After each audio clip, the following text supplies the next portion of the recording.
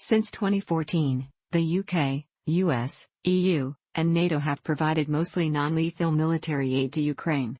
Lethal military support was initially limited. The US began to sell weapons including Javelin anti-tank missiles starting in 2018, and Ukraine agreed to purchase TB2 combat drones from Turkey in 2019. Russia built up equipment and troops on Ukraine's borders in January 2022. The US worked with other NATO member states to transfer US-produced weapons to Ukraine. The UK also began to supply Ukraine with MA and Javelin anti-tank weapons. After the invasion, NATO member states including Germany agreed to supply weapons, but NATO as an organization did not. NATO and its members also refused to send troops into Ukraine, or to establish a no-fly zone, lest this spark a larger-scale war, a decision some labeled appeasement. On 26 February, U.S. Secretary of State Antony Blinken announced $350 million in lethal military assistance, including anti-armor and anti-aircraft systems.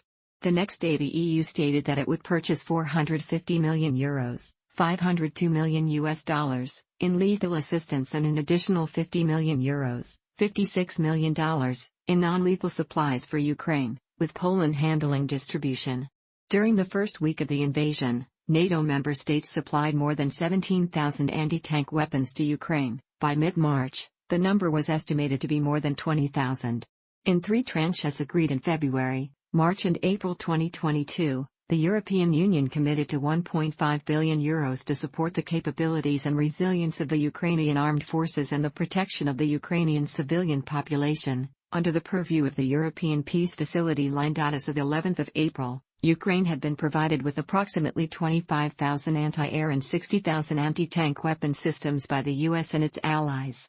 The following day, Russia reportedly received anti-tank missiles and RPGs from Iran, supplied through undercover networks via Iraq. On April 19, 2022, Romania announced a planned reform to the government decree that regulates the export of military weapons and national defense products in order to provide these weapons not only to NATO allies but also to Ukraine.